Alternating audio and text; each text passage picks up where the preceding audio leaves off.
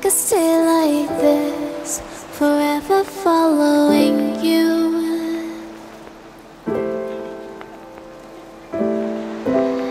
Just don't get too far, and I'll be right where you are. Hello everyone, Abby here with Purple Cottage Crafts, and I'm back with another video of an item that I've created that is going to be up for sale.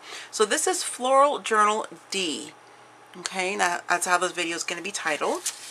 What I'm selling is a handmade journal by me that's going to come in this really cool large craft glassine bag, and I've also created an embellishment pack. This is a just white paper bag that I ran through my embossing folders.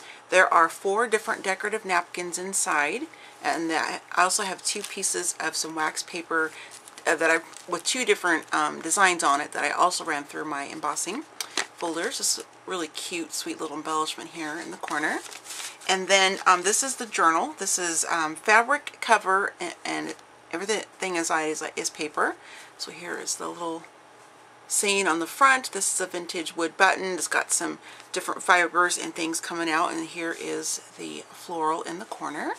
This is the back side, and it has my handmade with by Love, and then my little signature strip here.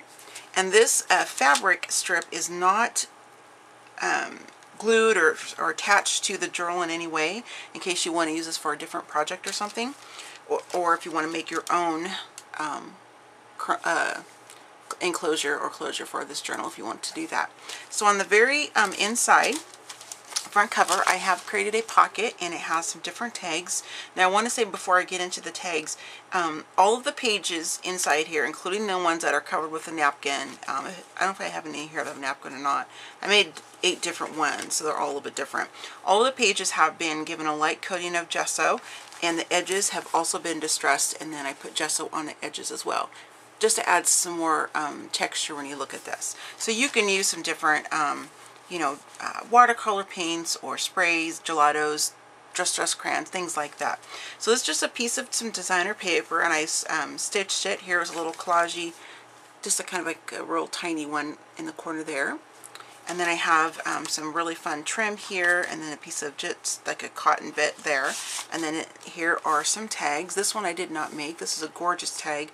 I don't remember I got this. It came in a pack of some other things, but it's really, really pretty. And then these 2 I just cut out of some just cardstock that I had. There's a little snippet down there, and then on the back side. So you can obviously journal on these, put photos, write notes, and there's plenty of room in this pocket for you to add more papers and tags and photos, or whatever it is you want to stick inside that front pocket. So here is a little half page here, really pretty paper, and this has some white tissue paper that I kind of Mod Podged to the back, and so and then I used some pink spray to kind of have it look a little bit of a blush kind of pink look. So that's a really fun piece of paper. And then I have a couple of these hair clips that are rusted in the journal, as well as some paper clips. And the paper clips are topped with some lace. This is a a postcard size watercolor piece of paper, so you can have some, fun using watercolors or whatever mediums you want to on that. And this page here has a little bit of a collagey bit down there. This is some vintage dictionary paper that I just kind of stuck to the back of this really pretty designer paper, and then I just did some light gessoing over the top of that. And then here is another this is Marion Smith paper. It's really, really pretty. And then inside this here, this little coin envelope is it's a little stack of some different papers, designer papers that I've cut into little tiny strips.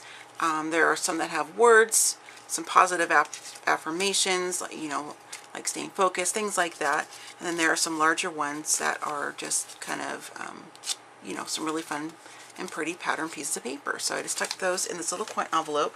Now I did not alter these in any way, or the envelope, so you could do that yourself if you wanted to, distress them or whatever it is you like to do. So that way you have some creative freedom with the different papers inside. This is some vintage dress pattern paper I got from my grandma, so it is older, And then this really fun piece of basil here. This little is kind of like a side tuck spot here. I just have some sheets of my coffee dyed paper that I use in my tomes and other journals that I just cut down into some little smaller pieces here, like journaling cards, that kind of a thing. And then a little collage bit down here, and this is just some different laces and whatnot with some, my tiny Tatcher staple. Really, really cute, I think. And then moving on, here's some heart tissue paper that I kind of Mod Podged to the back of this cardstock right here. Thought that was kind of fun. And then some pink, and here is another really cute tuck spot down here in the bottom right corner.